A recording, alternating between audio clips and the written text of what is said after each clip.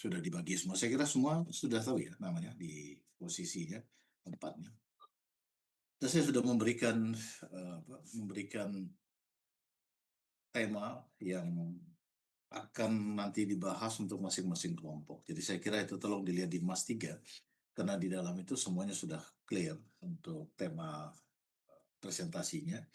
Dan materi sebagaimana juga yang saya harapkan itu juga sudah saya berikan arahannya di sana. Jadi tolong diperhatikan itu. Hanya khusus PPT, saya harap semua atau masing-masing kelompok bisa memberikan pandangan ya. Jadi dilakukan secara simultaneous, berurutan sehingga semua bisa bicara. Jadi kita punya waktu yang sangat strict, sangat ketat. Oleh karena itu tolong diperhatikan waktunya. Kecuali Anda mau panjang sampai lebih dari 3 jam kuliahnya, presentasinya. Ya kita efektifkan saja masing-masing kelompok itu 40 menit. Setelah itu nanti dilanjutkan untuk kelompok yang berikutnya sampai 3 kelompok ya, per minggu. Oke, saya kira mungkin kalau tidak ada pertanyaan, kita bisa mulai. Hari ini adalah sesi mengenai contemporary issues in Japanese politics ya. Isu terakhir yang akan kita bahas hari ini. Saya kira ini harus diperhatikan karena ini menyangkut isu-isu yang sangat up to date di Jepang, bukan saja untuk pemerintah Jepang, tapi juga untuk masyarakat ya, society seluruh mereka yang ada di Jepang. Baik, ini sudah bisa dilihat di dalam layarnya. Apakah sudah muncul di layar? Sudah, Mas. Oke, kita mulai dari sini. Seperti yang sudah dituliskan di dalam sub, maka hari ini kita akan membahas mengenai contemporary issues ya. Apa saja sebetulnya isu-isu yang sekarang ya, as of today yang sangat relevan atau sedang rising di sana. Ya, tentunya dalam konteks politik ya, bukan yang lain. Tapi karena politik itu menyangkut aspek seperti ekonomi, sosial, budaya, dan yang lain, jadi kita akan lihat secara keseluruhan ya, terkait dengan apa saja isu-isu yang dimaksud tadi. Nah, ini adalah satu gambaran tentang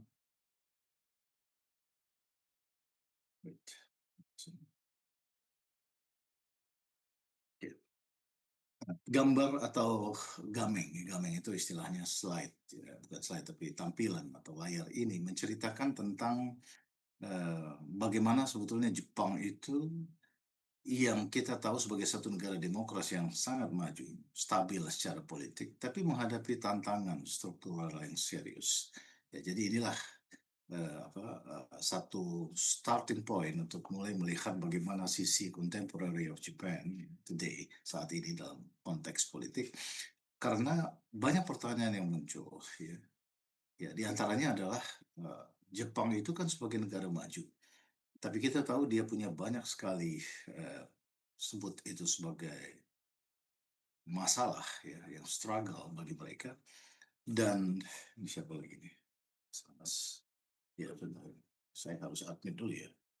Dan menjadi penting untuk melihat kenapa kemudian Jepang itu tetap ya menjadi satu negara yang menarik untuk dikaji secara politik, karena memang mereka memiliki satu yang boleh dikatakan sebagai paradoks ya, paradox of stability, stabil tapi stagnan. Ya, jadi ini adalah satu hal yang common di dalam politik Jepang untuk melihat negara ini berkembang dalam pengertian bagaimana mereka terus struggling dari yang dulu masuk dalam masa yang sulit di tahun 90-an sampai hari ini. Ya, jadi di sini stability amid structural strain itu artinya memperlihatkan bagaimana sebetulnya Jepang adalah satu negara yang stabil, tapi dia memiliki tantangan, ya, pressures, tekanan secara struktural. Kenapa? Karena semua kita tahu bahwa sistem politik seperti yang telah dijelaskan pada bagian-bagian awal dalam pilihan ini, apakah Jepang itu memiliki satu sistem politik yang stabil? Ya, semua mengakui itu. Bahwa sistem politiknya mapan dan stabil. Birokrasinya sangat kuat. Kepercayaan publik terhadap pemerintah relatively high, tinggi. Namun di balik itu ada satu tantangan yang secara struktural, utamanya jangka panjang, yang sedang dihadapi ya. Jadi this country has to face ya untuk satu yang disebut sebagai demography issues, economic issue, seperti itu. Nah ini semua long term, jangka panjang. Maka dengan begitu bisa dilihat bahwa sebetulnya kalau kita kaitkan antara ini, saya campur dengan konsep ya, campur dengan teori ya. Tidak langsung disebutkan teorinya, tapi konsep-konsep besar seperti stability, resilience, itu harus dilihat ya dalam konteks ini. Karena kalau di Jepang dianggap sebagai satu negara yang stabil, yang kuat, yang mapan ya secara politik, tapi di satu sisi juga dia memperlihatkan satu kondisi yang di mana resilience, ya, kemampuan dia untuk bertahan dan adaptif, ya, beradaptasi, itu juga tinggi. Ya. Tapi apakah kemudian ini terjadi dalam pengertian yang seperti dilakukan di negara-negara lain? Tidak. Itulah sebabnya kenapa Jepang disebut sebagai paradoks. Karena pada kenyataannya, meskipun mereka atau Jepang ini stabil, cenderung stabil, tapi ternyata dia tidak cukup adaptif ya dalam pengertian melakukan adjustment yang besar seperti yang dilakukan oleh negara-negara lain. Ya. Dan kalau kita compare dengan sebut saja negara yang dekat dengan Jepang, Korea Selatan misalnya. Korea Selatan mengalami beberapa kali turbulence dalam politik mereka. Ya, dalam arti ada krisis politik di sana. Ada impeachment presiden di sana. Di Jepang tidak pernah. Perdana Menteri, memang sistem politik mereka berbeda ya. Satu parliamentarian, satu presidensial kalau di Korea Selatan. Tapi bahwa pergantian Perdana Menteri begitu sering terjadi di Jepang, seperti halnya mirip istilahnya arisan politik ya dalam tanda kutip. Tapi itu tidak membuat suatu instabilitas, satu kegoncangan, apalagi krisis politik. Nah, ini yang membedakan antara Jepang dengan negara lain, termasuk Korea Selatan. Tapi bagaimanapun harus diakui bahwa sejak terjadinya stagnasi ekonomi di tahun 1990-an, sampai hari ini masih apa, sebut sebagai status quo ya, tidak banyak berubah. Tapi untuk sebagian para observers itu melihat justru karena inilah, karena Jepang yang sejatinya sebuah negara yang sebetulnya punya masalah secara struktural, tapi karena dia relatively stabil, ya, itu yang membuat para elitnya merasa tidak terdesak atau tidak perlu berubah. Nah, ini yang membedakan.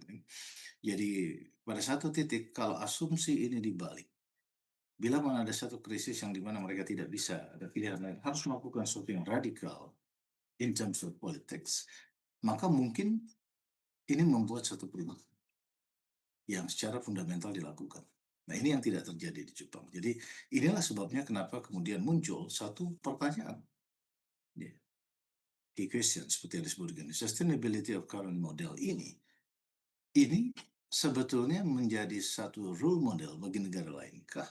Bisa diambil atau diadopsi sebagai satu model, atau sebetulnya hanya bisa dan cocok untuk Jepang per se, tidak bisa di tempat lain.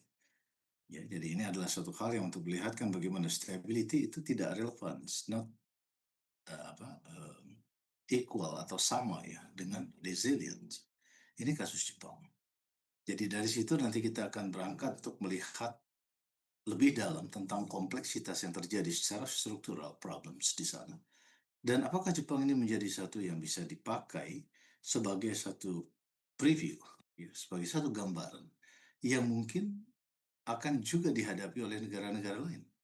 Kira-kira seperti itu. Jadi kalau membayangkan tentang bagaimana cara mereka dan ya termasuk sistem politiknya bekerja dan cara decision makers yang membuat suatu kebijakan itu juga menjadi penting untuk dipelajari atau dilihat karena Jepang bisa menjadi satu model contoh di awal yang dimana bagi sebagian yang percaya bahwa ini adalah satu bentuk negara maju yang lebih dulu mulai untuk mengeksersis satu yang sebetulnya juga akan dialami oleh banyak negara lain di dunia ini. Nah, kita lihat dengan uh, sistem struktur di sana ya. Jepang punya tidak dibatasi seperti Amerika hanya dua partai, tidak juga banyak sekali dan menjadi liar, tapi dia membiarkan partai-partai politik tumbuh dan berkembang, hilang dan muncul. Kenapa? Karena memang Jepang itu menganut sistem demokrasi. Ya.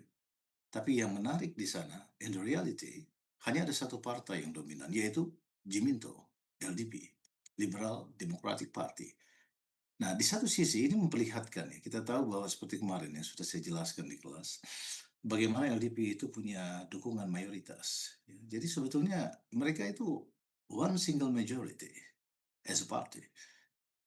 Tidak perlu dia harus koalisi bahwa kemudian mereka berkoalisi dengan Jimin Saito atau partai Jimin. Itu karena semata-mata partai tersebut memiliki ideologi yang sama ya, cenderung dekat atau mendukung kebijakan garis keras konservatif yang sekarang berkuasa untuk menekankan bagaimana perlunya mereka memastikan keamanan melalui kekuatan militer. Ya. Nah ini yang menunjukkan bagaimana sebetulnya dalam postur politik di Jepang, ya, konteks political parties, itu memang ternyata Yato itu lemah sekali. Yato itu maksudnya oposisi, oposan di dalam politik Jepang.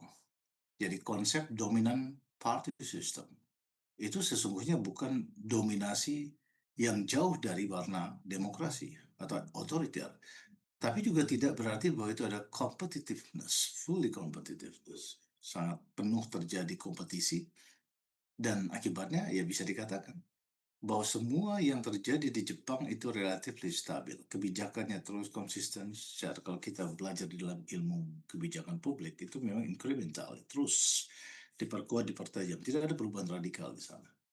Tapi konsekuensi dari semua itu ya yang terjadi di sini. Jadi ketika itu jalan terus, ya memang tidak ada sesuatu yang berubah cepat. Kalau disebutkan bahwa mereka melakukan reformasi, yang terlihat adalah yang sangat lambat ya, apa namanya, reformasinya. Jadi ketika LDP berkuasa dari tahun 1955 dan memang sempat mereka tidak apa stay in power ya, tidak berada di dalam kekuasaan, terutama di tahun 2009 sampai 2012 ya, dan kembali lagi berkuasa sampai hari ini. Ini memperlihatkan satu dampak yang real bahwa reformasi-reformasi yang dilakukan yang utamanya itu datang sendiri dari LDP sebagai partai pemerintah.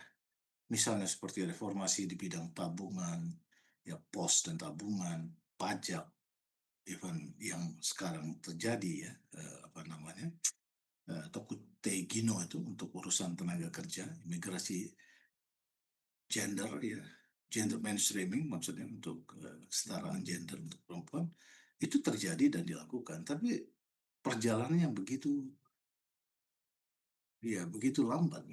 Ya.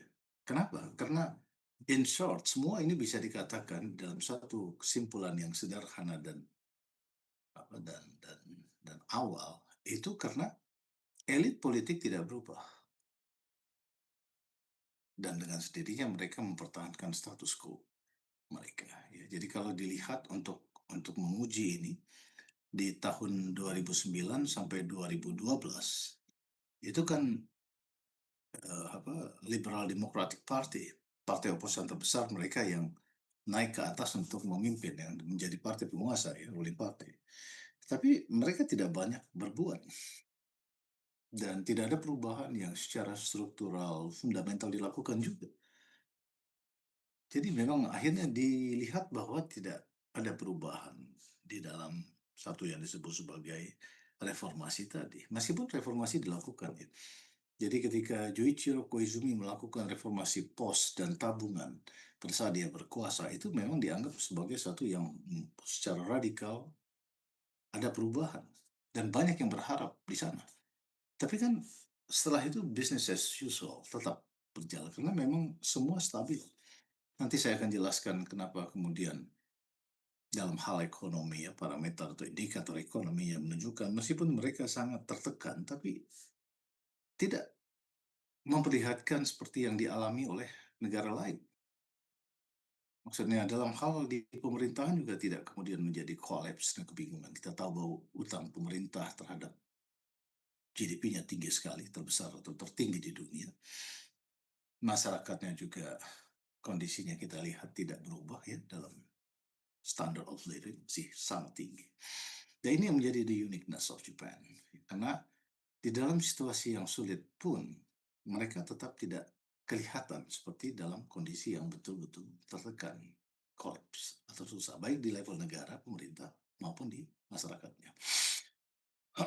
Nah, kalau kita lihat di sini, ini adalah satu gambaran tentang bagaimana Jepang hari ini. Ingat ya, keep in your mind bahwa ini bukan kasus Jepang saja. Jadi once ketika kita bicara mengenai demographic crisis, itu akan dialami oleh setiap negara, every single country in the world. Ya, tidak ada yang, oh enggak, sorry to say, ya, kita bilang kita tidak ada. Oh, Indonesia jauh dari situ, ya sekarang. Tapi 2 decades to comes, 3 decades to comes, itu akan menjadi satu yang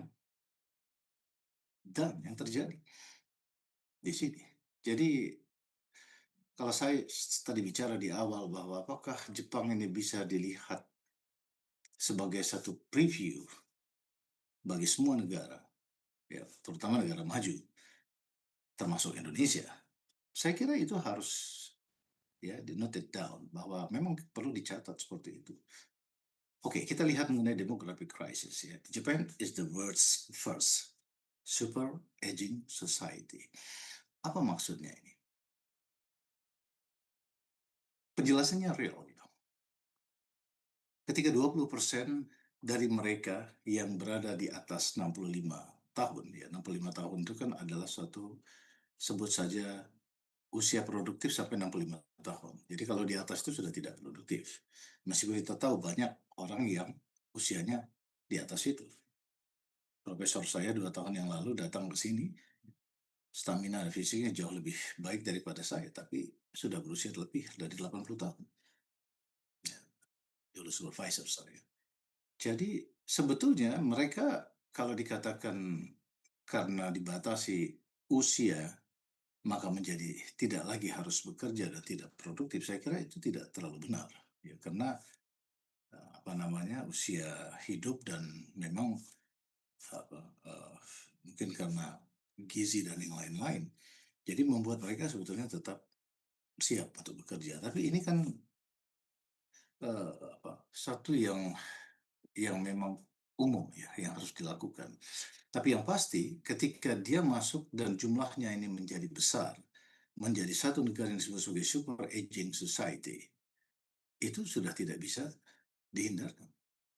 Ya, apakah ini melekat di mereka terus? Tidak. Kapan ini mulai? Belum lama. Ya, mungkin kita 1-2 dekade terakhir. Sebelum itu mereka apa? Mereka sama dengan kita, juga yang lain. Mereka bisa dikatakan sebagai satu negara dengan sangat tinggi high performance in economy, economic performance maksudnya. Tapi juga di satu sisi mereka mendapatkan yang disebut sebagai bonus demografi atau surplus demografi. Karena usia produktifnya masih sangat tinggi. Tapi take look, itu gambar yang di samping itu untuk melihatkan bagaimana kondisi demografi Jepang yang sekarang. Lansianya sangat besar, usia produktifnya menurun, dan ini membuat suatu konsekuensi sistemik bahwa bahwa apa? Bahwa sesuai dengan amanat konstitusi undang-undang, ya saya kira dimanapun sama, ya konstitusi masing-masing negara ada, bahwa negara harus, ya tentu harus memaintain mereka. Mereka, maksudnya negara harus take responsibility untuk mereka, untuk masyarakatnya, untuk warga negaranya. Nah ini yang terjadi di Jepang saat ini, ketika jumlah usia yang besar itu, yang di atas 50 tahun, ya, nah, 65 tahun terutama, maaf, yang lansia itu menjadi besar sekali, dan menjadi besar secara jumlah. Di satu sisi, apa namanya, dampak yang dimunculkan di sana adalah ketika mereka masuk dalam masa pensiun, beban pensiun itu kan harus ditanggung dan harus dibayarkan. Oke, betul bahwa sebagian itu adalah hasil atau bagian dari apa namanya, dari gaji mereka sendiri. Tapi berarti ini harus disiapkan. Ya, di satu sisi tenaga kerja makin menurun karena mereka sudah tidak lagi produktif, tidak lagi bekerja, dan karena mereka tidak lagi bekerja maka secara ekonomi scale melemah, konsumsi melemah. Ya, dengan begitu bisa dikatakan ya in short, disebut bahwa demografi drives ekonomi. Ya, jadi kalau dilihat fenomena sekarang di Jepang misalnya, di beberapa tempat, daerah-daerah tertentu ya, saya pernah ke Akita. Akita itu satu daerah di sana, itu kosong banyak sekali. Orang-orang pada pergi, ya, hampir tidak ada, sedikit, kalaupun ada itu kelompok, maaf, kelompok fufu atau sepasang manula, ya, atau bahkan mereka hidup sendiri. Kodokushi, ya. Kodokushi itu lonely death, ya. Artinya banyak orang-orang tua manula, ya, yang ada di Jepang tinggal sendiri hidup. Ya, mereka tentu punya keluarga, punya anak, tapi anaknya mungkin sudah pindah hijrah ke kota, ke Tokyo, Osaka, Nagoya, yang seperti itu, atau yang lain. Ya, dan saya pernah pergi ke Aomori. Aomori Prefecture itu letaknya di Pulau Honshu, itu yang paling paling utara ya, paling atas. Itu sepi sekali. Oke. Banyak yang mungkin bisa dikatakan atau istilah mereka sebagai akia. Anda tahu akia artinya ya? Akia itu adalah rumah kosong yang ditinggalkan. Ya. Jadi akia itu ya rumah, bukan rumah rusak yang sudah nggak layak huni, bukan rumah betul-betul rumah. Tapi adanya di desa. Bisa dibayangkan kan ketika rumah-rumah itu kosong terus kena anak-anaknya sudah tidak lagi tertarik di sana. Anak mudanya pada pindah, ya, urbanisasi semua ke desa, ke kota. Nah, jadi kondisi yang seperti ini ada terjadi di mana-mana. Memang bukan di pusat-pusat kota-kota di dalam prefektur mereka, tapi di bagian-bagian dalam itu sudah seperti itu. Dulu tidak, dulu ramai sekali. Ya, waktu saya masih kuliah di sana lebih dari 35 tahun lalu, 30 tahun lalu, itu susah nyari orang yang nggak ada orang, nggak ketemu tempat yang nggak ada orangnya, kecuali di hutan. Tapi sekarang banyak, ya, Akia itu banyak, rumah-rumah kosong yang ditinggalkan itu banyak. Ada mereka yang akhirnya menjadi kodokushi, itu istilah yang maaf ya, itu agak agak agak keras ya. Artinya mereka akhirnya meninggal sendirian. Terjadi di sana karena hidup sendiri. Makanya menjadi penting bagi pemerintah Jepang untuk membuat apa yang sekarang menjadi program masif mereka, ya, pemerintah, untuk melakukan yang disebut pemeliharaan lansia. Ya, banyak mengundang orang asing, termasuk dari Indonesia terutama, ya, karena kita adalah target terbesar untuk yang diprioritaskan bekerja di sana, untuk Mamoru, ya, untuk melihara, membantu di rumah-rumah jompo atau di tempat-tempat di mana orang-orang tua lansia itu dipelihara, karena mereka dikumpulkan sesama dengan usia mereka, dan itu menjadi lebih baik, ya, dalam segala hal daripada mereka dibiarkan tinggal sendiri. Itu lebih ironis lagi karena banyak rumah ditinggalkan, dijual dalam dengan harga yang paling murah, sekalipun tidak laku. Orang tidak mau tinggal di sana. Orang tidak mau tinggal di Akita misalnya, atau di Aomori yang di daerah pedalamannya. Jadi kosong. Dikasih aja itu kadang-kadang. Kalau dulu kan waktu saya di sana, mobil itu kan jadi beban. Ya. Maksudnya mobil bekas ya. Cuko, Jidosa itu.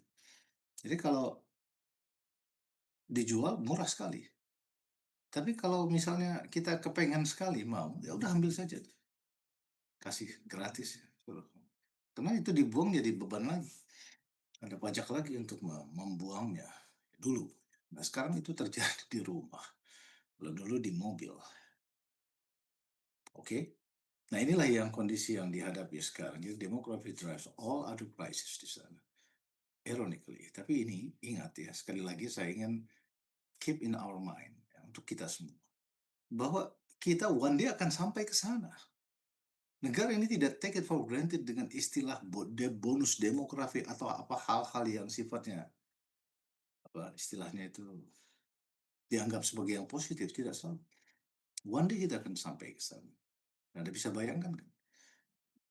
Mungkin generasi yang sekarang masih oke, tapi dua generasi, mungkin satu generasi lagi setelah ini, nah itu akan menjadi difficult situation karena kondisinya mungkin sudah sama seperti di Jepang yang sekarang. Nah, jadi artinya tidak terlalu berlebihan kalau di awal saya katakan bahwa ketika kita melihat Jepang hari ini, kita harus bersiap ya sebagai satu bukan prototype tapi preview untuk yang memang akan kita hadapi nantinya. One day, suatu saat. Ya, tidak tahu kapan. Apalagi dalam kondisi seperti sekarang. Jadi tidak bisa kita take it for granted. Maka saya yakin bahwa kita terus-menerus diberkahi dengan surplus apa gimana sih cara gitu. Saya mau admit nih tapi terus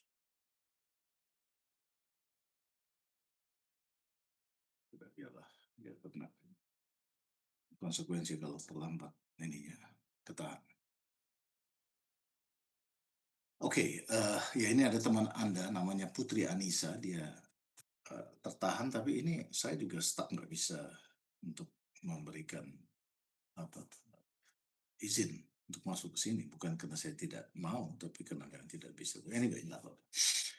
Nah, begitu ya. Kita lihat mengenai, saya sampai mana ya tadi? Sini ya. Mengenai birch collapse. Ini juga menarik ya. Jadi di satu sisi Jepang ya, Jepang punya masalah dengan yang tadi, ya, usia manula mereka, usia tua mereka. Tapi di satu sisi, secara bersama mereka juga punya masalah birch collapse. Ya, jadi ini double hits, pukulan, dua pukulan ganda terjadi dalam waktu yang bersamaan. Ya, apa yang sebetulnya disebut di dalam hal ini? Seperti yang digambarkan di gaming atau slide ini. Penjelasannya itu jelas ya, clear. Ya, kalau kita lihat di dalam ini data statistik ya yang saya ambil langsung di dalam statistik Jepang yang mereka publikasikan pada Desember, ya, pada Desember tahun 2025 lalu. Ya, seperti inilah kira-kira. Ya, bagaimana kemudian membayangkan tentang fertility rates di Jepang itu sangat rendah. Di dalam persentase mungkin hanya sekitar 1,2%, sangat rendah. Tapi kali ini saya compare atau kita bandingkan dengan negara lain, wah ini menjadi sebenarnya masih lebih beruntung. Ya, nantilah itu nanti kita teruskan. Jadi karena kelahiran itu terus turun, ya, menyebabkan kondisi yang seperti ini. Ya. Decline ini accelerating structural decline. Nah, kenapa ini terjadi? Ya, saya bisa jelaskan dalam beberapa hal yang mungkin ya bukan subjektif, tapi ini hal yang sebetulnya sangat general. Pertama karena biaya hidup di sana itu tinggi sekali. Tokoh sebagaimana kota-kota besar lain di negara-negara industri yang lain, ya kita tahu semua itu memang tinggi. Jakarta ini juga tinggi. Ya, kita nggak bisa bilang bahwa Jakarta ini murah, Pak. Nggak bisa. Anda mau lihat di mana? Ini kalau standarnya standar tinggi yang dipakai di tempat-tempat yang apa, istilahnya world class, international standard, to certain degree mungkin Jakarta bisa lebih tinggi. Ya, saya bisa buktikan itu. Tapi meskipun itu kan mungkin mereka tidak punya kelebihan seperti kita. Bisa makan di bawah jambatan, di belakang rel kereta api, meskipun dengan trade-off bahwa itu agak kotor ya, beresiko dan sebagainya. Tapi kan masih ada Jakarta. Dari tempat lain tidak ada. Jadi penyebab utama salah satunya kena biaya hidup ya, yang tinggi. Budaya kerja yang sangat melelahkan, kena ekstrim. Karena mereka betul-betul keras. Dulu orang Jepang senang, Zanggyo itu adalah, apa istilahnya itu, kerja overtime ya, lewat waktu. Tapi sekarang ini menjadi tidak lagi begitu apa bersemangat karena Jepang itu adalah satu negara yang pendapatannya itu tidak tidak ada perubahan ya, peningkatan secara signifikan. Ya, tapi itu soal lain. Tapi yang ketiga adalah kenapa birth collapse ini ya, apa, menjadi sangat rendah, kelahirannya turun terus karena pernikahan itu menurun. Ya, pernikahan di Jepang itu menurun, bukan bukan karena resepsi atau pestanya mahal, tapi memang tidak ada yang mau nikah. Nah, ini menjadi unik sekali yang terjadi di sana. Ya. Makanya negara ini dalam saya lihat di dalam satu dua jurnal yang menulis tentang atau yang concern terhadap fertility ini dianggap sebagai ada satu yang disebut sebagai fertility trap, ya, low fertility trap. Kenapa? Karena banyak sekali anak-anak muda di Jepang tuh memilih, ingat ya, memilih untuk tidak menikah. Nah, jangan buru-buru kemudian dibilang, "Oh, kalau mereka nggak milih itu hanya sekedar karena formal." Bukan, tapi memang karena mereka itu kalau dalam bahasa Jepang itu disebut sebagai Shosoku danshi. Anda tahu artinya itu? Shosoku itu kayak makan itu ya, Shoshoku, yasai atau makanan itu. Shokunya itu adalah kayak tabemono untuk makan, danshi itu danse, dari kata laki-laki. Artinya apa? Artinya itu pemakan tumbuh-tumbuhan. This is one of the reason why mereka tidak menikah. Ya, jadi kalau ini dibalik, kata yang lebih ekstrim mungkin karena sebut saja mereka tidak begitu tertarik lah dengan perempuan ya. Ini adalah satu yang kalau di dalam istilah terms bahasa Inggrisnya disebut happy for men, yaitu istilah yang umum. Di bahasa Jepang itu datangnya dari bahasa Jepang. Aslinya atau asalnya itu dari kata Soushoku danshi. Ya, Soushoku danshi. Pemakan tumbuhan laki-laki. Oke. Okay?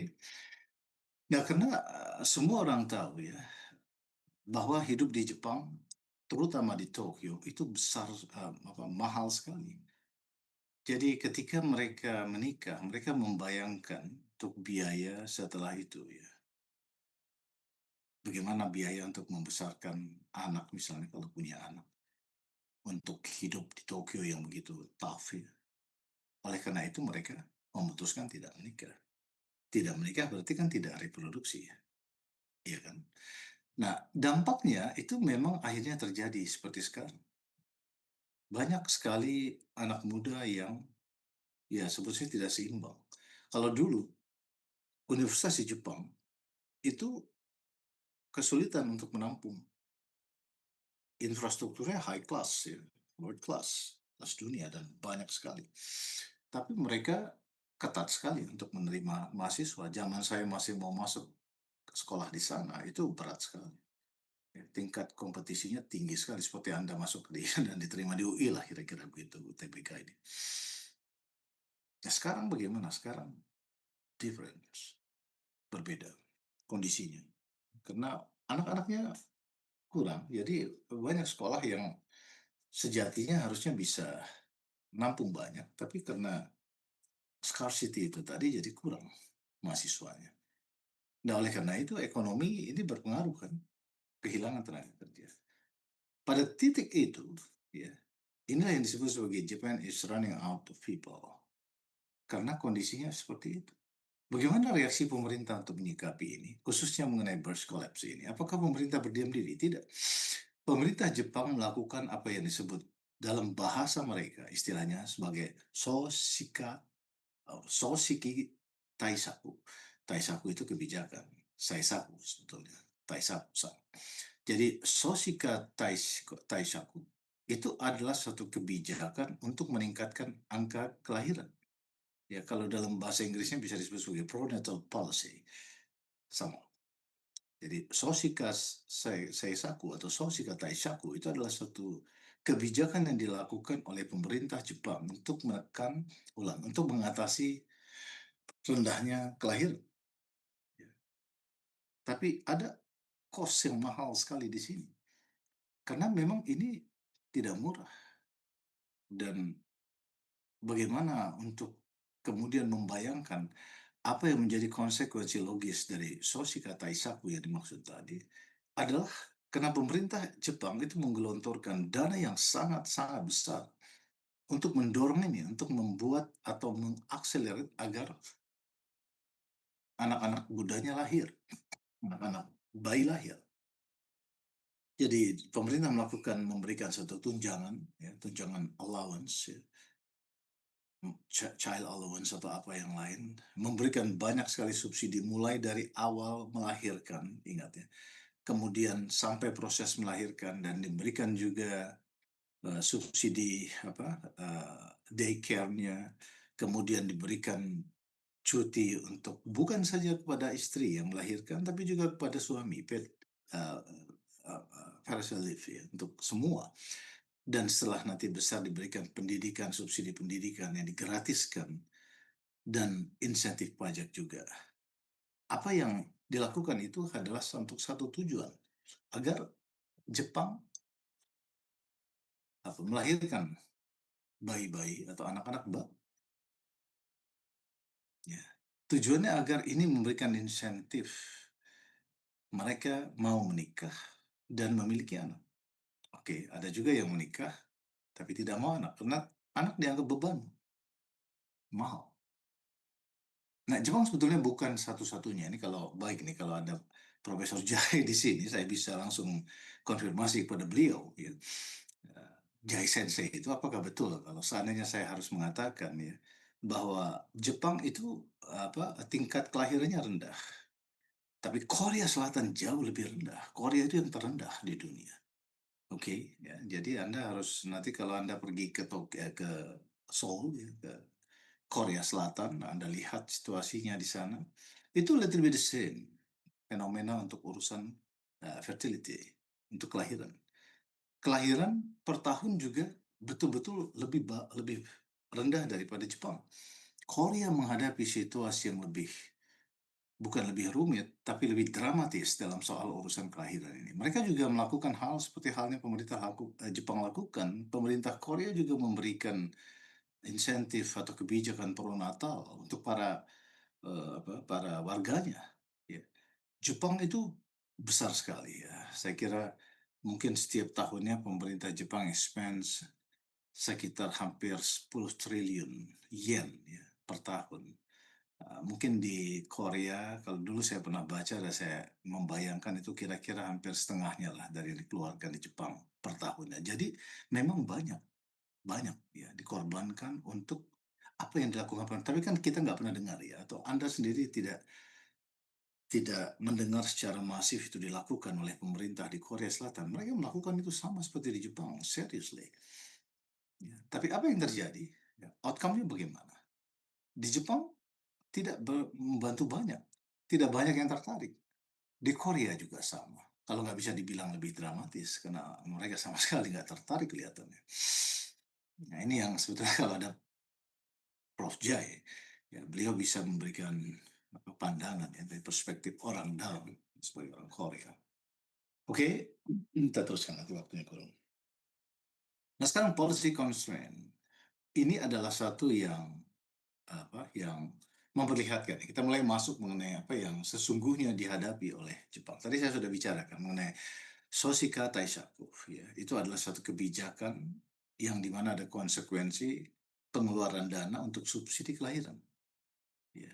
Itu sebagai solusi. Ya. Policy constraint itu bicara mengenai bagaimana reaksi atau sikap pemerintah terhadap masalah struktural mereka. Salah satu masalah struktural adalah ini. Ya. Mereka juga melakukan satu upaya untuk mendorong agar terisinya tempat-tempat kosong, ya seperti misalnya tadi tempat-tempat di rumah jompo atau rumah untuk memelihara kolam manula. Mereka membuka apa yang disebut sebagai undangan bagi para foreign workers, foreign skills workers untuk datang ke sana.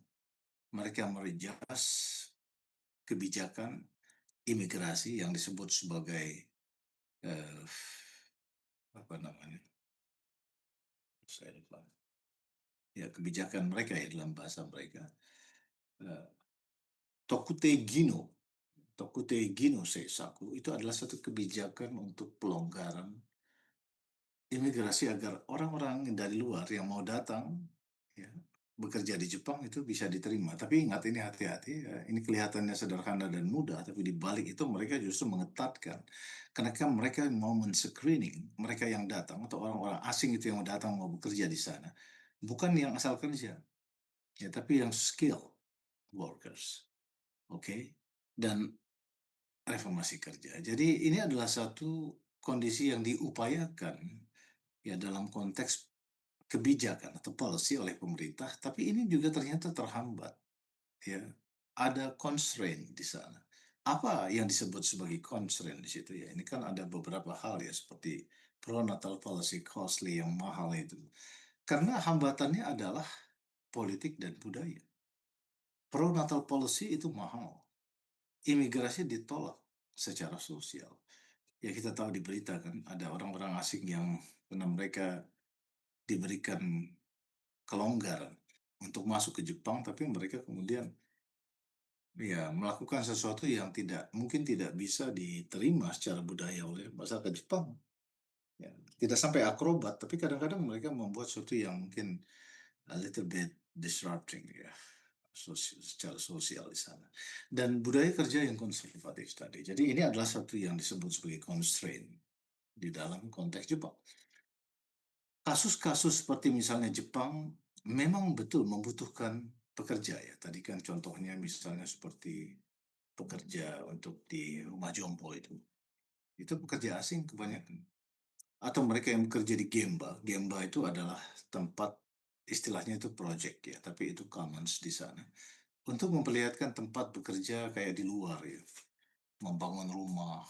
Jadi kalau Anda lihat ada pembangunan infrastruktur, musim dingin sedang bangun rumah, ada banyak orang bekerja. Hampir pasti kebanyakan itu bukan orang Jepang, tapi itu adalah orang asing yang memang mereka datangkan atau mereka undang atau ya intinya mereka itu memang diisi oleh tempat-tempat seperti itu diisi oleh orang asing tadi. Ya.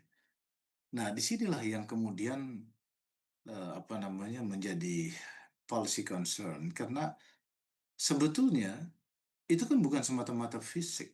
Ya, tempatnya tidak begitu banyak sekali juga, maksudnya ruang untuk pekerjaan itu. Tapi mereka tetap membutuhkan technical intern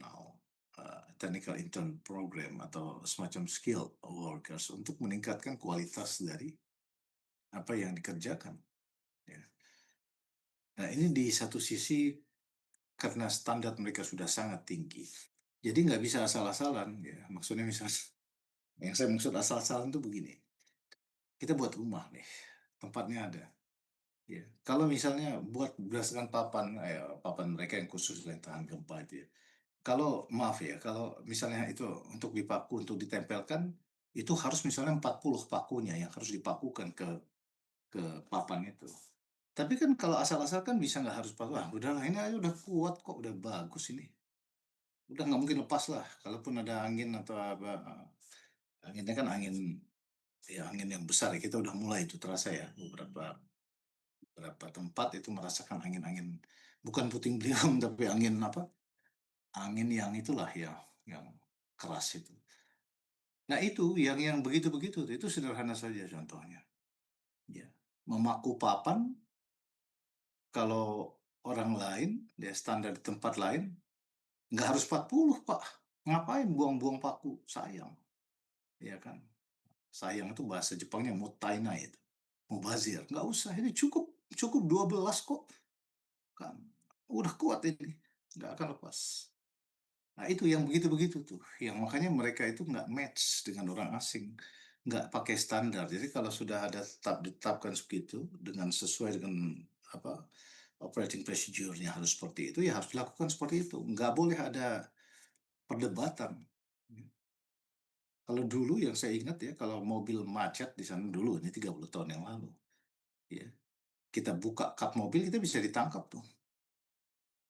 Ya, dianggap membahayakan diri sendiri dan kemungkinan bisa membahayakan orang lain. Karena bukan nggak ini, karena mereka sudah terbiasa. Ya. Anda itu nggak ada kemampuan atau pengetahuan yang cukup untuk itu. Ya. Bukan mereka mau bilang jangan sok-sokan karena Anda nggak ngerti tapi Anda buka cup padahal mungkin itu karena perlu air panas atau apa air yang maksudnya kena panas tapi memang nggak boleh karena mereka pakai standar yang seperti itu jadi high standard quality control terhadap semua hal. Nah ini yang nggak masuk untuk para pekerja asing. Jadi constraint yang seperti itulah yang membuat menjadi sulit. Termasuk juga apa namanya kebijakan di dalam yang tadi apa memacu ulangi memicu bukan menstimulus atau mendorong untuk angka kelahiran lebih tinggi tadi. Oke, nah inilah yang kemudian dilihat ya dalam satu spektrum untuk mengatakan bahwa political visibility itu ternyata lebih kecil dari economic necessity. Kalau to make a long story short and never jump conclusion, saya bisa katakan seperti itu analisanya. Oke. Nah, ini menarik ya. Kalau kita lihat di sini, ini adalah gambar atau capture tentang economic stagnation ya. Mungkin Anda sering atau pernah dengar istilah stagnasi, stagnasi ya di dalam konteks ini. Tolong jangan sampai misunderstood ya terhadap apa yang kemudian dimaksud sebagai lost decade ya. Ini di sini ditulis ya lost decade ya. Karena kadang-kadang saya pernah kaget itu. Ketika bicara soal lost decade di Japan, mereka bicara soal hilangnya populasi dikaitkan dengan ya tadi fertility rate itu dikaitkan dengan rendahnya kelahiran. Jadi ada satu generasi yang hilang katanya. Jadi itu betul-betul nggak nyambung. Ya bukan seperti itu penjelasannya. Bahwa ada keterkaitan antara kelahiran dengan masalah ekonomi Jepang, ya. Tapi ketika bicara mengenai lost decades, itu artinya adalah satu periode ya, di mana yang seperti disebutkan di sini, periode sejak awal 90-an itu terjadi pecahnya gelembung aset di Jepang. Itu disebut sebagai bubble ekonomi yang pecah itu di tahun 90-an.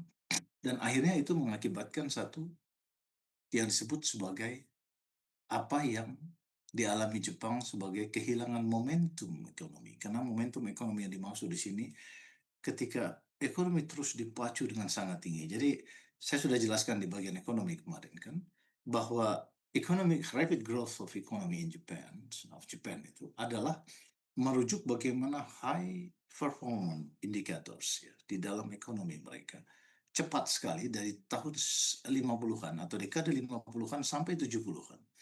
Itu adalah era emas Jepang. Makanya disebut miracle economy, ya, miracle of Japan.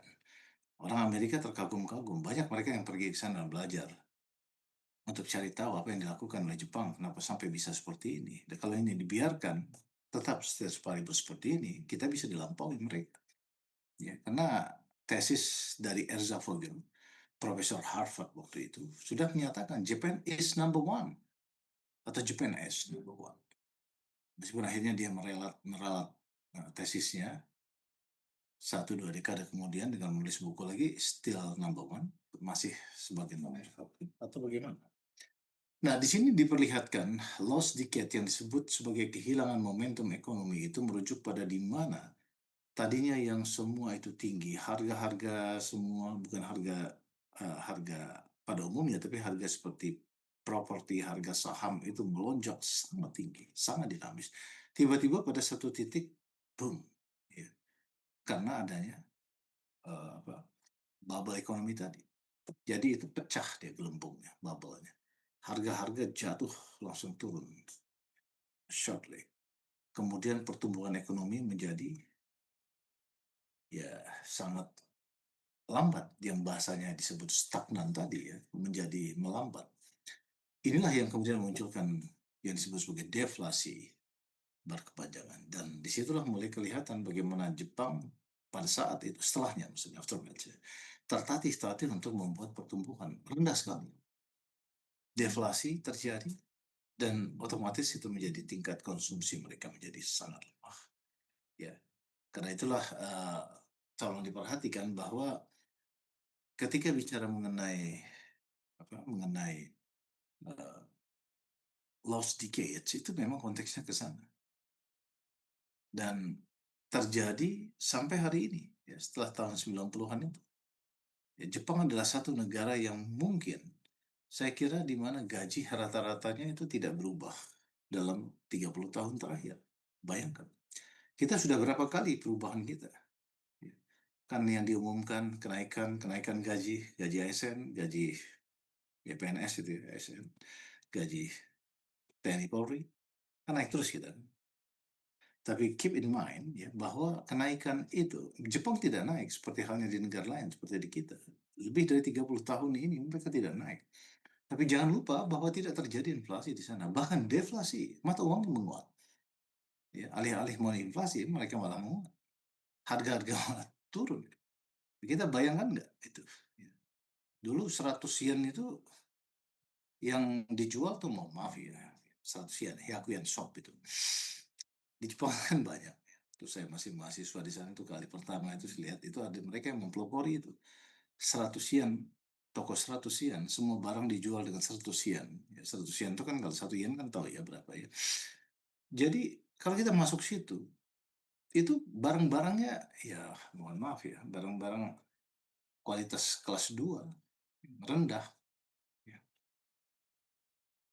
buatan Cina kebanyakan ya. Maksudnya ya pernah nggak ya? Tapi sekarang hampir semua masuk ke 100 yen. Nah, barang-barangnya sangat baik. Tidak usah malu beli di 100 yen. Barang-barang yang juga kalau beruntung dapat dan cari itu adalah barang-barang yang bagus. Di sini dulu ada dijual tapi disesuaikan di-adjust ya karena rupiah kita ya dilema rupiah. Kasihan, menyedihkan yang rupiah kita ini.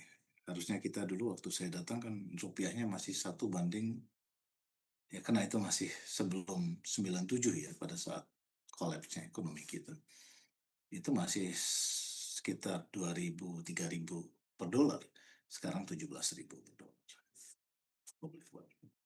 Nah, ini kembali ke sini, berarti ini memang ada yang disebut sebagai secular stagnation, ya. Karena gaji-gaji tidak berubah, 30 tahun tetap.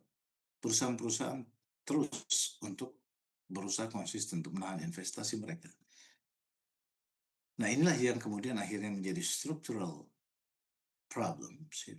Karena ada demografi, ada produktivitas yang melemah rendah, dan ya mungkin di satu sisi, to some extent, inovasi juga tidak banyak. Ya, dulu mereka sangat gencar melakukan inovasi. Mereka serap semua teknologi terbaru, cutting edge teknologi dari Barat, dari Amerika. Mereka lakukan inovasi di sana dengan sangat leluasa ya, karena pemerintah di bawah guidance Gyosei Shido yang dilakukan oleh MITI, Ministry of International Trade and Industry, sekarang plus Economy and Industry, itu memang betul-betul memprioritaskan ke sana. Mereka sudah tidak lagi fokus untuk melakukan itu sekarang. Sekarang peran itu dilakukan totally oleh China. Ya, jadi kira-kira seperti itu. Jadi growth problem is long terms, not temporary. Ini adalah satu kondisi di mana masalah pertumbuhan ekonomi Jepang itu betul-betul berat untuk dipikul. Sekarang kita masuk mengenai apa yang sebetulnya masih related to apa, konteks isu mengenai ekonomi ini ya. Di sini saya masukkan Abenomics. Ini masih relevan sekarang. Abenomics itu adalah tahu ya Perdana Menteri Shinzo Abe yang berkuasa sejak 2012 sampai 2018 ya, per 2020 ya, plus 6 tahun. 6 tahun. Iya, 19 sampai 20 ya. Itu melakukan satu kebijakan yang seperti dilihat di sini. Ini saya jelaskan ya, kenapa yang disebut sebagai monetary easing ya, dengan bersama-sama dengan Bank of Japan Expansions, kemudian ada stimulus fiskal, kemudian ada structural reform agenda. Itu adalah 3 arrows ya yang diperkenalkan dalam Abenomics atau IB policy atau ABCSA. Monetary easing, fiscal stimulus, and structural reform. Tiga arrows. Jadi tujuan dari arrows Shinzo Abe ini apa? Untuk mengatasi inflasi dan memecah stagnasi tadi, ya, agar mereka bisa melakukan suatu percepatan kembali ya, ke dalam kondisi normal, agresif, gitu, tapi tidak incomplete reform, tidak lengkap. Ya, mereka melibatkan Bank of Japan ya.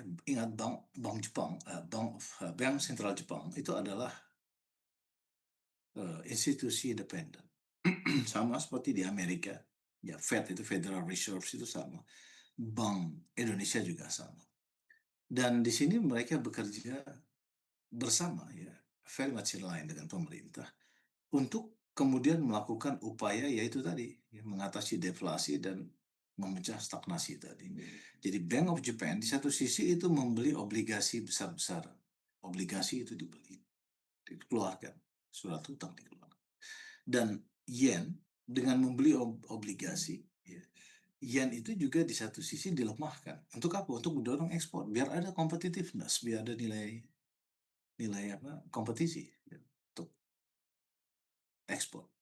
Nah, ini adalah satu eksperimen yang sangat-sangat bisa dikatakan sangat khas ya, dan mungkin yang terbesar di dunia ekonomi modern yang dilakukan oleh Mas Abe untuk memecah stagnasi itu. Oke, itu adalah cara pemerintah Jepang untuk menghadapi kondisi yang dihadapi oleh pemerintah dengan monetary easing, uang murah, uang mudah, ya. Dengan cara memberikan kemudahan, monetary easing. Ya. Jadi kalau Anda pernah dengar istilah quantitative easing policy yang seperti itu, ya still lebih sama ya. Kemudian fiskal stimulus, melakukan stimulus. Jadi orang kalau mau bekerja, mau berusaha ya untuk melakukan apa namanya wira swasta diberikan kredit yang murah ya, fiskal stimulus untuk dibantu, didorong, bukan dipersulit, bukan terus dinaikkan fiskalnya cekik semua jadi nggak bisa bergerak, bukan, sebaliknya. Dan struktural reforms yang tadi itu untuk masalah apa? Masalah bagaimana agar kenaikan kelahiran itu ditingkatkan, kemudian apalagi ya mereka ada juga di dalam struktural reforms, di dalam itu ada yang namanya womenomics ya. Perempuan itu juga diperbolehkan bekerja untuk menutup gaps yang kosong tadi. Nah baik, kita lanjutkan dulu mengenai hal ini dari Abenomics aftermath ya. Apa yang sebetulnya dilihat di dalam konteks ini? Penjelasannya begini. Ketika ekonomi itu relatif mendekati stabil, ya, tapi ternyata stabilitas yang muncul atau yang dihasilkan itu tidak kemudian berubah secara fundamental. Kenapa disebut demikian? Karena ketika ada pembatasan inflasi itu sukses ya. Jepang itu melakukan kontrol terhadap inflasi, growth-nya termasuk yang 1% oke lah ya, daripada nol, di bawah nol atau minus kan. Struktur reforms-nya melemah oke, dan debt atau bunga atau hutang tetap rising. Ya, ini bisa ada penjelasannya masing-masing ini ya. Kenapa mereka terus tertekan dalam hal utang itu, dan kita tahu bahwa utang pemerintah Jepang itu kan yang terbesar di dunia ya terhadap GDP mereka, tapi itu masih fine. Masalahnya adalah reformasi struktural yang panah ketiga dari AB ini itu gagal, ya. Tidak berhasil. Ya. Jadi kenapa tidak berhasil? AB ingin sebetulnya perusahaan-perusahaan itu melakukan sesuatu yang lebih ekspansionis, menaikkan gaji mereka untuk membuat sesuatu yang lebih bergerak secara ekonomi, tapi tidak dilakukan. Ya, akibatnya produktivitas menjadi stagnan. Nah, inilah yang kemudian menjadi satu masalah di dalam apa, pembicaraan atau diskursus Abenomics, karena itu dianggap symptom management. Nah, ini yang mungkin agak sulit dibayangkan karena kegagalan dari panah ketiga AB itu sebetulnya menunjukkan bahwa tanpa reformasi struktural pada pasar tenaga kerja, pasar untuk mereka para perempuan bekerja, ya, kaitan dengan perempuan, di samping budaya kerja sendiri, kebijakan-kebijakan yang mendorong untuk kelahiran yang lebih tinggi, pronatal itu, yang mahal itu, ternyata tidak mampu menaikkan, mendorong perubahan. Ya. Karena satu hal yang sebetulnya disasar dalam panah ketiga Benomics adalah angka kelahiran meningkat secara signifikan, dan itu tidak terjadi. Ini masalah serius bagi Jepang. Masalah serius juga bagi Korea Selatan sebetulnya. Tapi memang mereka tidak mengekspos ini sebesar seperti yang kita dengar dari Jepang. Korea Selatan menghadapi masalah serius yang sama, ya, lebih kurang sama. Nah, karena itulah ketika melihat di dalam konteks fiscal crisis, ya, ini juga masalah isu. Ya. Saya sudah jelaskan tadi bahwa utang Jepang itu lebih dari 200% dari GDP. Ini sangat-sangat membahayakan sebetulnya. Ya. Tapi yang unik dari Jepang ini masih stabil. Ya. Bisa dikatakan relatively stable. Kenapa? Karena bunganya rendah. Bunga hutang itu bunga bunga apa? eh, Bank di Jepang itu rendah, nggak kayak kita. Kita ada uang 100 juta ya ditabung di bank, bunganya kan jelas 3% atau juga sebaliknya, ya kalau deposito lebih tinggi lagi. Kalau sukuk, retail, SBN, surat utang negara apa, surat utang itu lebih tinggi lagi. Jepang tidak ada yang seperti itu. Bunganya 0,0%. Kalau mau minjam uang di bank untuk berusaha juga segitu. Jadi karena bunganya rendah, itu tidak begitu menarik. Sebetulnya tujuannya untuk mendorong akselerasi kegiatan ekonomi. Baik, orang nggak segan untuk pinjam uang karena nggak dibebani hutang yang tinggi. Beban hutang itu kan besar. Nah, tapi masalahnya utang pemerintah Jepang ini besar sekali. Lebih dari 200%. Anda tidak tahu untuk kemana itu dibelanjakan seperti apa itu. Apakah itu dalam tanda kutip punya prejudis bahwa itu dikorupsi atau gimana tuh utang? Tidak. Justru karena mereka melakukan satu yang sifatnya itu tadi ya. Pemerintah Jepang take full responsibility untuk kemudian Memamoru ya, mereka yang sudah pensiun, sudah lansia, itu betul-betul di-cover oleh state, oleh negara. Banyak uang dibelanjakan ke sana. Ini memang perdebatan dan banyak sekali hal-hal lain, ya, sehingga akhirnya kenapa utang itu besar begitu. Kebanyakan dari situ adalah untuk berkaitan dengan prosperity, bukan membelanjakan utang untuk ya, sorry ya, kalau kalau dibandingkan dengan Amerika Serikat, hutang besar, defisit besar, tapi sebagian besar dari itu kena dibelanjakan untuk anggaran militer kan. Jepang kan tidak ada. Ya, sekarang mereka mulai mencoba untuk nanti saya jelaskan mengenai apa militer Jepang, ya, anggaran 2% dari anggaran belanja mereka. Tapi yang jelas, yang unik dari Jepang adalah negara ini tetap tidak kelihatan kolaps, ya. Masih stabil. Kenapa itu terjadi? Ya, in short ya, kalau nggak usah terlalu panjang karena pembahasan mengenai ini ya nggak cukup satu pertemuan ini. Karena mayoritas dari hutang yang diambil itu dari domestik, dari mereka sendiri. Dari perusahaan mereka, dari state-owned enterprises di Jepang sendiri, dari dana publik ya dan sebagainya. Tidak dari luar. Makanya ketika mereka melihat bahwa tidak perlu menaikkan suku bunga, ya itu yang tepat karena mereka tahu kalau dinaikkan itu bisa menjadi krisis. Maka Jepang terus melakukan atau menerbitkan obligasi yang saya sebut tadi ya. Obligasi itu kan variannya banyak. Saya nggak tahu apakah mereka juga mengeluarkan obligasi syariah, tapi kalau dengan bunga yang seperti itu ya itu sebetulnya tidak begitu profit juga kan. Tapi menerbitkan obligasi untuk sebetulnya untuk tujuan menutup defisit. Jadi mereka dengan utang besar, hutang yang sangat besar, kan ada bunganya di situ. Sekecil apapun bunga tetap ada.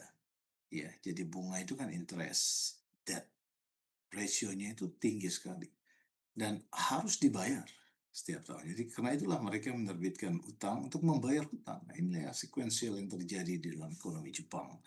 Dan yang menjadi aktor utamanya adalah Bank of Japan.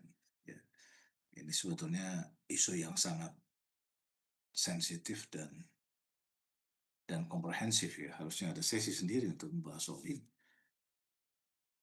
Jadi kira-kira seperti itu. Anda bisa bayangkan kan? Ya.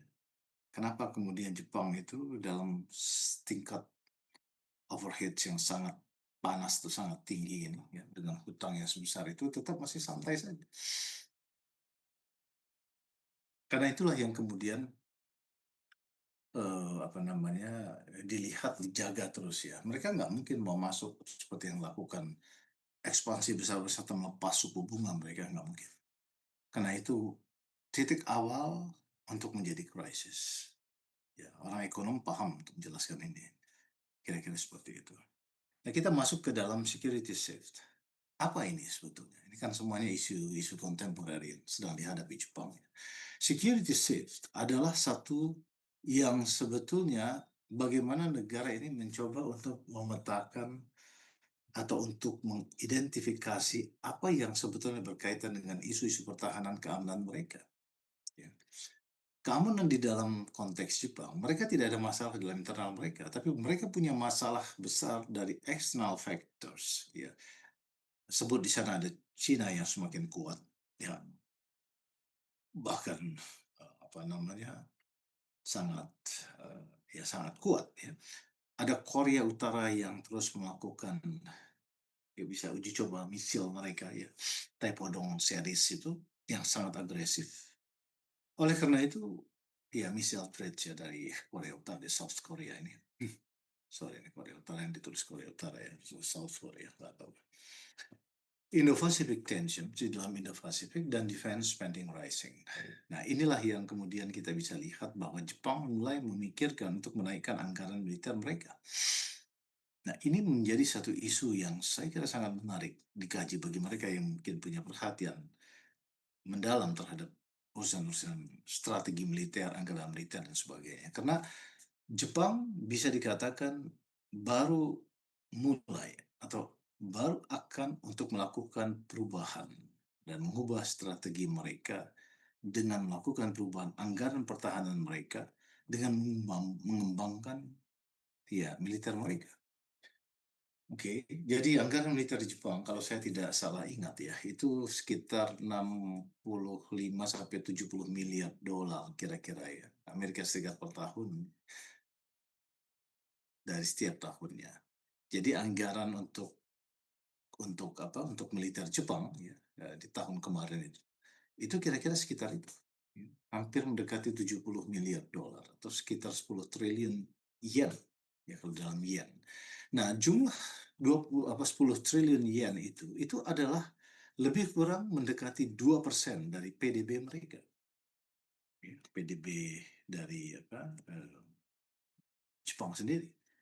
Kenapa kemudian 2% ini kan kecil ya bagi Anda, tapi kan kita harus melihat begini, 2% dari 1 juta ya kecil, tapi 2% dari 1.000 triliun, ya itu besar. Gitu kan cara cara berhitungnya, melihatnya. Oke, ya, ya tergantung dari persennya berapa persennya. Ya, kalau hanya 2%, ya 2% dari 100.000 ya kecil. Nah, kenapa ini menjadi penting? Ingat ya, ya ini harus saya akan jelaskan di sini. Jepang itu punya yang namanya keterikatan dengan Amerika Serikat. Amerika Serikat bahkan yang merubah konstitusi mereka. Jadi ketika Jepang kalah perang dalam Perang Dunia Kedua, konsekuensinya adalah mereka harus mengubah konstitusi pasal 9 mereka, ya, untuk kemudian menjadi negara pasifis. Pasifis itu maksudnya ya negara yang anti perang, cinta damai. Nah, pada saat itu ditetapkan, memang ini tidak resmi, bahwa hanya 1% dari PDB mereka itu adalah dialokasikan untuk bukan pertahanan dalam memodernisasi alutsista untuk punya kekuatan pemukul, tapi ya sebagai apa yang dikenal sebagai JETAI atau Self Defense Force mereka. Kekuatan yang ya untuk cukup saja.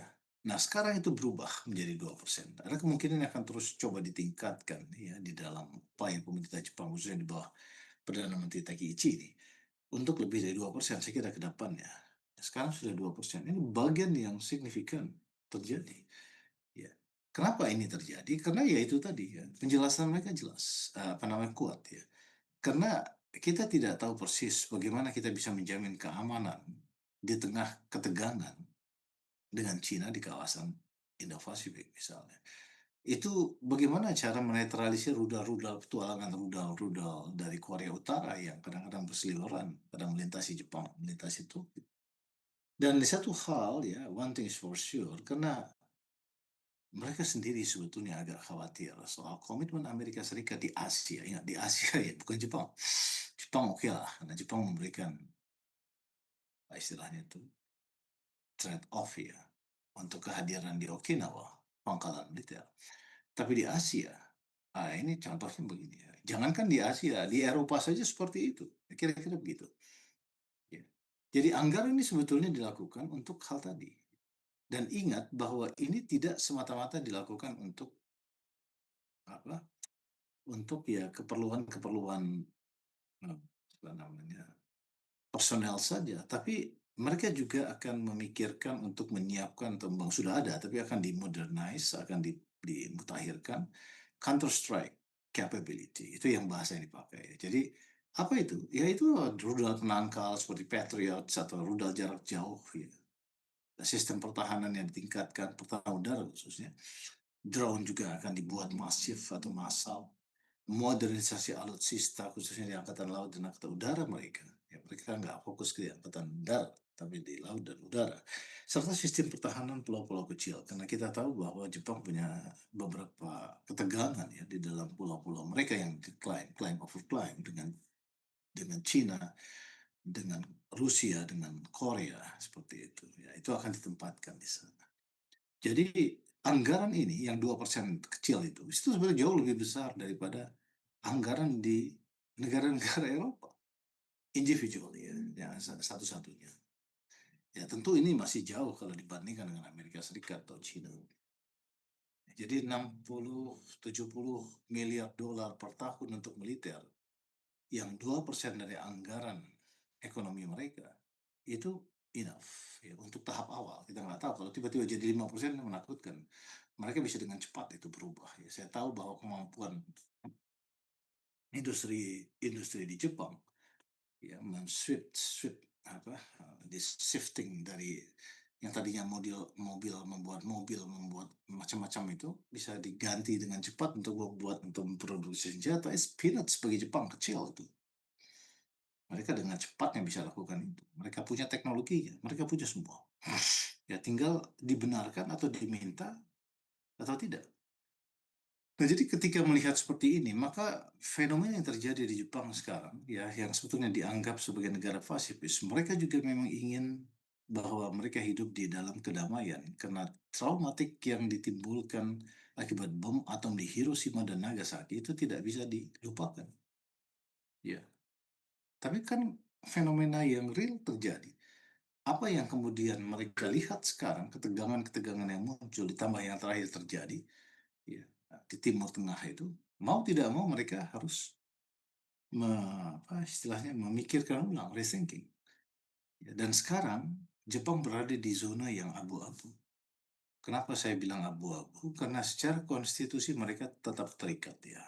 Bahwa di dalam artikel nomor 9 di konstitusi 47 mereka itu harus atau tetap tidak berubah ya bahwa mereka adalah negara pasifis. Tapi in practice ini sudah jalan dengan mengarah kepada negara militer normal. Ya.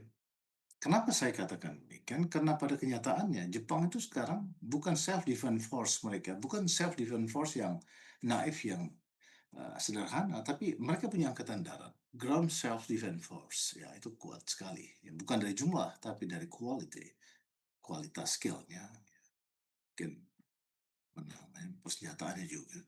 Di bagian angkatan laut, marine mereka, maritime self defense force itu bukan nelayan, juga punya kekuatan pemukul. Dan di atas mereka dilengkapi juga dengan air self defense force yang sangat canggih. Nah, inilah yang kemudian semuanya disatukan ya. Sekarang semua itu disebut self defense force. Jadi jangan sampai ini miss. Self defense force bukan seperti kita melihat tentara yang dibekali pentungan sama senter untuk ditanya-tanya di jalan kalau kesasar, seperti halnya polisi mereka di sana. Tapi ini adalah yang powerful. Punya kekuatan apakah mereka ada di ground, apakah mereka ada di laut, atau mereka ada di udara. Ini yang terjadi dalam setidaknya 10 tahun terakhir ya. Bahwa Jepang membangun untuk yang disebut sebagai counter strike. Dari AB ini sebetulnya. Serangan pemukul jarak jauh. Ya, jadi mereka bukan hanya bertahan untuk tahan kalau ada rudal datang, tapi mereka bisa memukul balik ke sana ya. Jadi rudal-rudal jelajah yang canggih-canggih itu dan sistem pertahanan yang bisa dikatakan tercanggih di dunia itu mereka punya dan terus ditingkatkan. Dan anggaran kelebihan atau tambahan 1% dari anggaran yang sekarang menjadi 2% dari PDB itu adalah dilakukan atau dialokasikan untuk itu. Dan ini ya dalam konteks Jepang menjadi satu yang sangat signifikan. Ada pergeseran besar terjadi di dalam negara ini. Karena bagaimanapun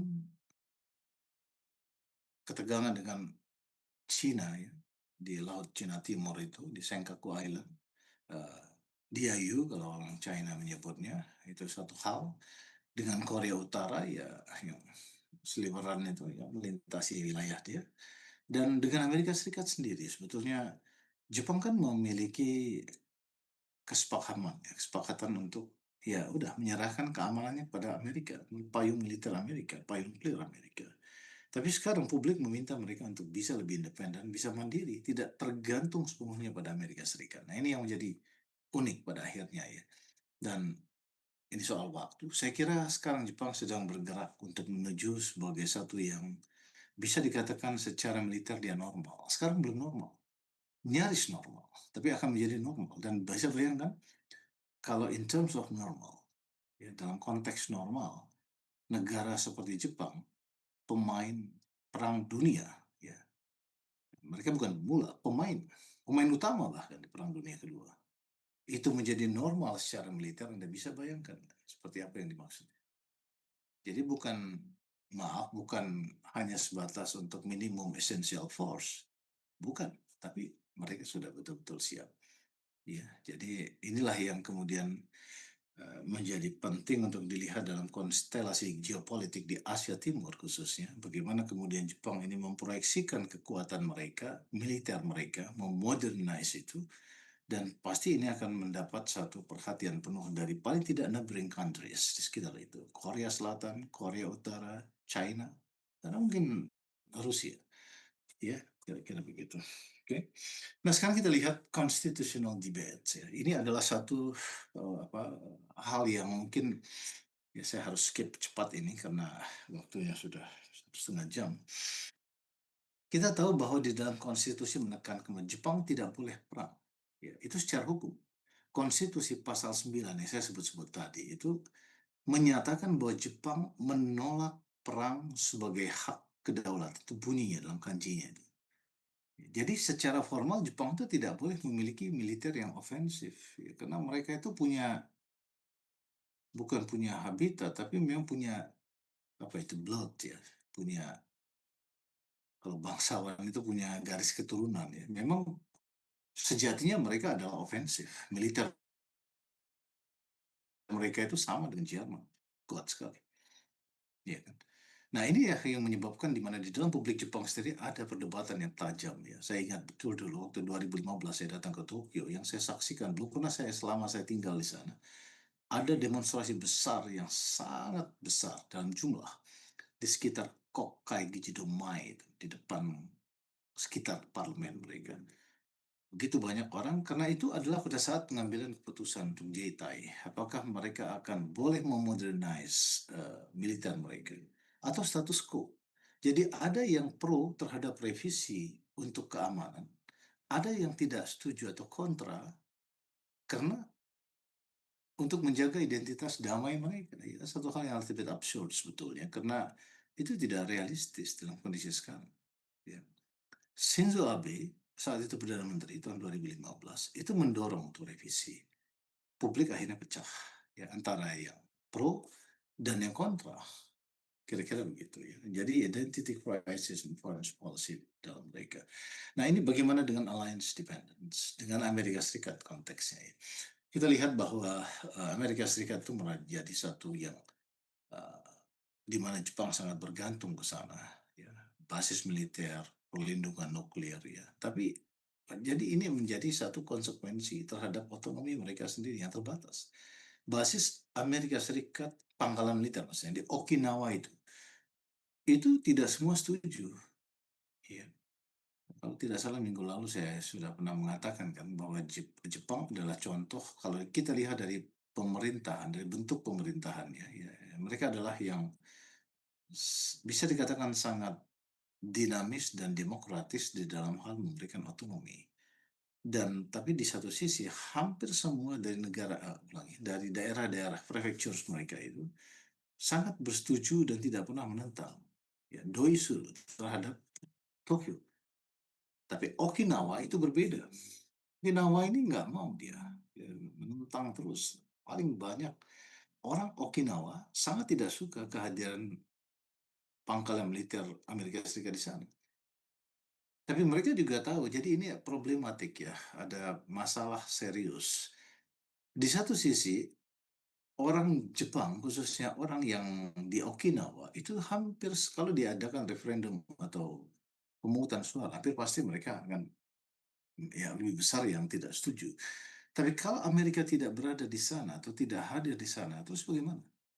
Jepang dalam kondisi yang sekarang tidak bisa menjamin, ya, karena mereka tidak punya deterrence, apalagi dalam skala nuklir yang mereka miliki sendiri, kecuali Amerika Serikat.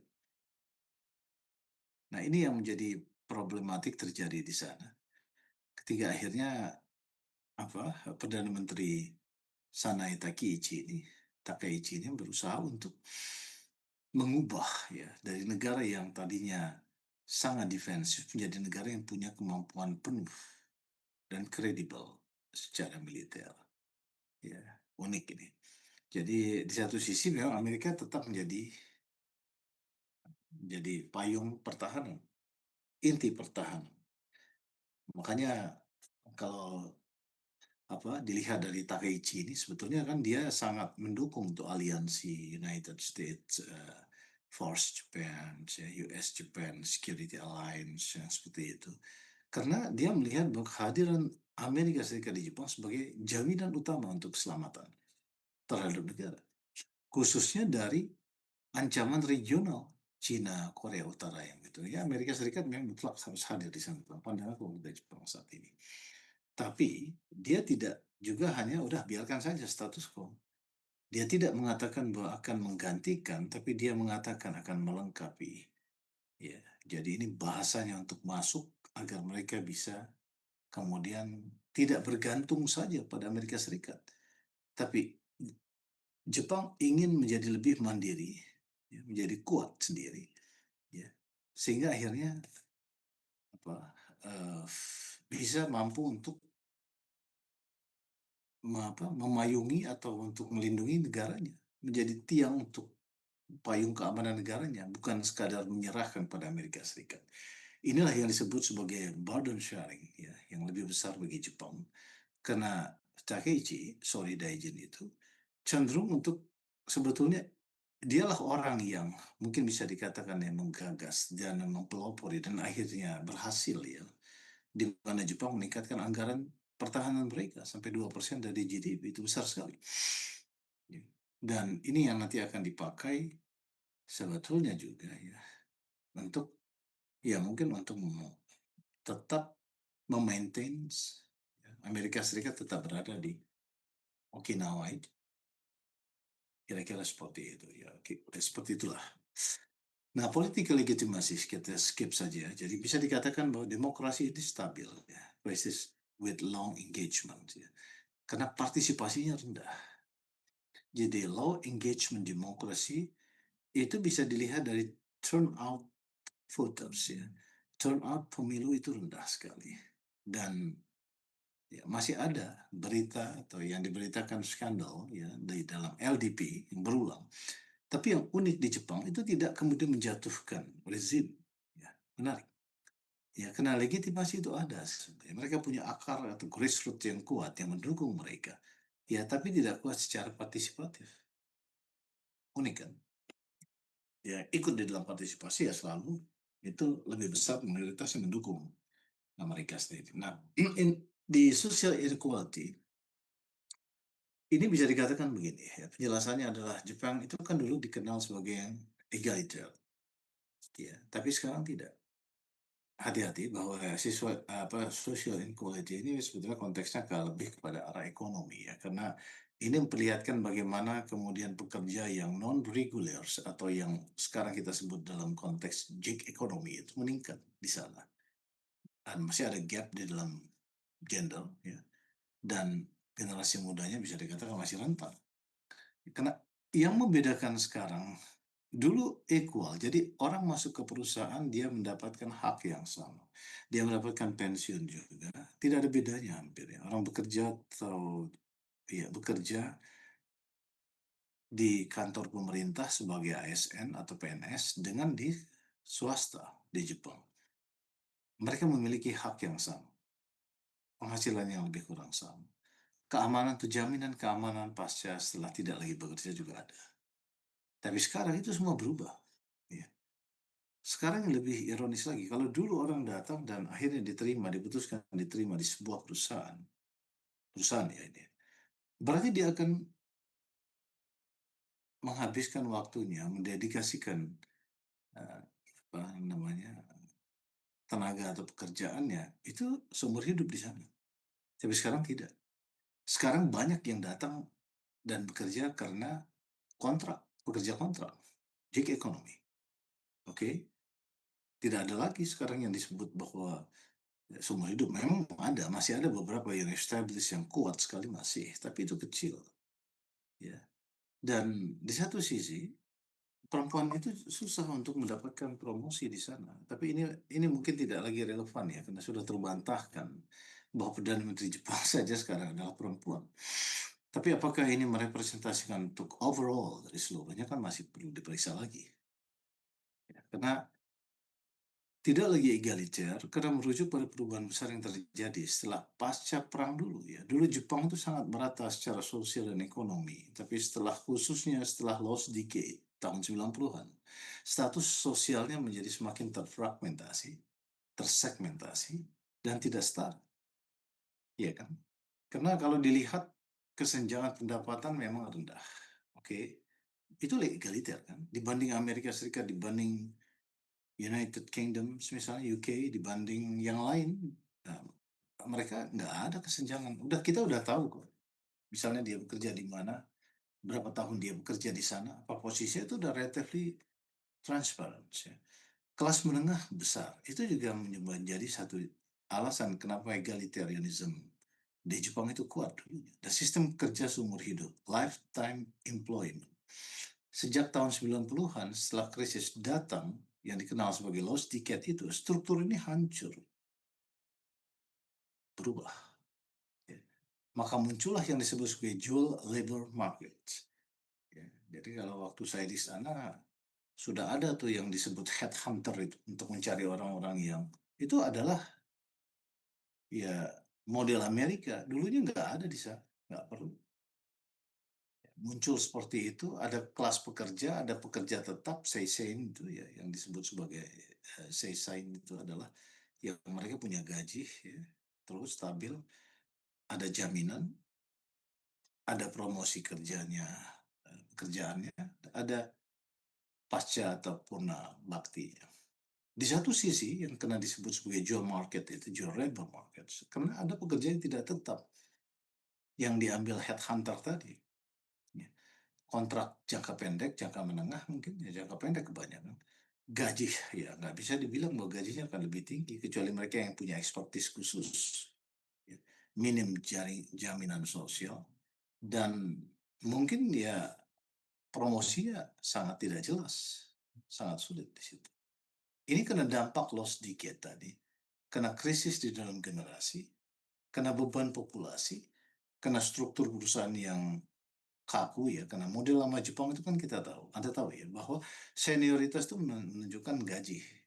Semakin tinggi dia, seiring dengan posisi dia, seiring dengan promosi dia, karena terus bertahap, itu dibarengi dengan gaji. Saya kira it's fair enough ya. Masalahnya adalah tidak fleksibel untuk ekonomi modern. Ya. Menghambat kenaikan cepat, upah cepat mereka yang punya skill atau kelebihan di dalam kemampuan misalnya. Dan ada gaps wilayah ya. Kota besar seperti Tokyo itu semakin kaya karena banyak sekali orang datang dan semakin dinamis. Sementara wilayah-wilayah yang rural area itu makin tertinggal, ditinggalkan. Inilah yang akhirnya menyebabkan demografi atau geografi gaps ya yang terjadi di sana. Kesenjangan itu semakin menganga. Yang seperti cerita tadi di Akita. Ketika muncul upaya untuk breakthrough semua ini melalui Abenomics, ya, karena ingin melakukan suatu perubahan terobosan, ya, akhirnya apa? Justru malah mendorong inflasi dalam pengertian yang positif ya, menaikkan upah, menghidupkan ekonomi to some degree itu mungkin bisa dikatakan berhasil. Ya, tapi dampaknya tidak rata.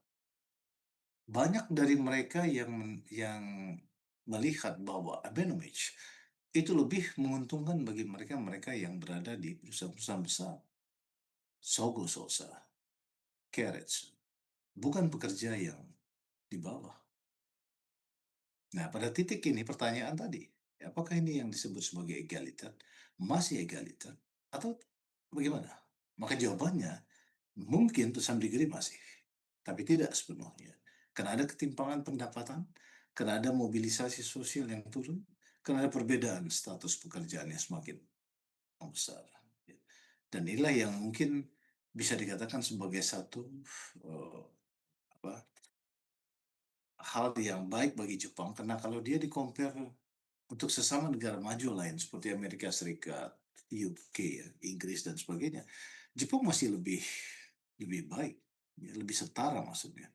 Tidak ada yang kaya, sangat-sangat kaya ekstrim, kecuali mereka yang memang sudah diwariskan untuk sangat kaya dengan jumlah yang sangat besar. Tidak ada di Jepang. Ya, di Amerika, di Inggris, tempat lain banyak.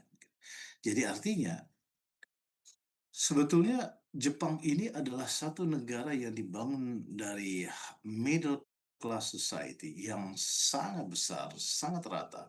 Kemudian menjadi satu new society yang baru ya.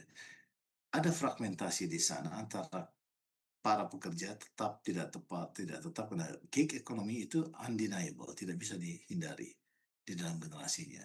Ya.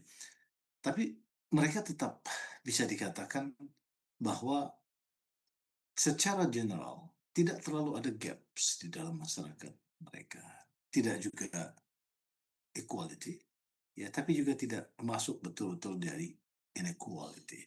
Oke, last but not least di dalam final synthesis, saya ingin memperlihatkan bahwa Jepang itu ya dari semua penjelasan tadi harus dikatakan bahwa Jepang menghadapi satu yang disebut juga under structural strains. Ada empat ini sebetulnya, seperti yang disebutkan di sini.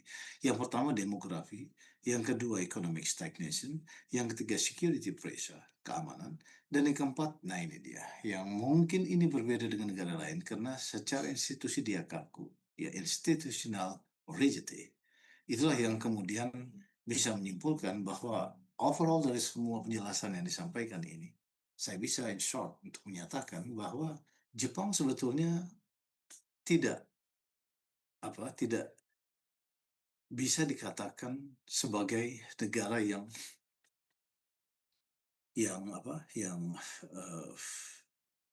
sangat stabil ya. Ulangi, Jepang adalah satu negara yang sangat stabil ya, tapi stabilitas tersebut tidak menjadi penghambat utama ya. Justru menjadi penjambat utama bagi kemampuan untuk adaptasi, untuk adjust untuk mereka terhadap krisis struktural yang dihadapi dalam jangka panjang di negara itu. Mereka tidak akan jatuh menjadi satu negara yang apa Japan crisis ya, dalam arti yang luas, yang dalam, tapi juga tidak tidak kemudian menjadi cepat maju seperti halnya Korea dan China dalam dinamika pertumbuhan mereka. Ya, karena krisis struktural di Jepang itu adalah satu yang terkait langsung dengan masalah demografi, masalah ekonomi, masalah sosial, yang mana saling terkoneksi satu sama lain, dan itu tidak bisa diselesaikan hanya dengan satu kebijakan jangka pendek seperti yang ditawarkan oleh AB misalnya, karena struktural masalah atau struktural problems yang ada di sana itu melekat pada sistem yang sangat mendasar, seperti struktur penduduk, struktur ekonomi, struktur pasar tenaga kerja atau pasar kerja, dan struktur politik. Inilah yang kemudian bisa dikatakan bahwa krisis siklus ya, seperti halnya yang kita lihat dalam ekonomi cycle itu bisa pulih kalau ini siklus. Tapi ini bukan siklus, ini krisis struktural yang butuh reformasi besar dan lebih besar dari yang Abenomics pernah tawarkan di Jepang. Oke, saya berhenti di sini. Saya kira Ini sudah 2 jam saya bicara. Sebentar ya, saya matikan dulu.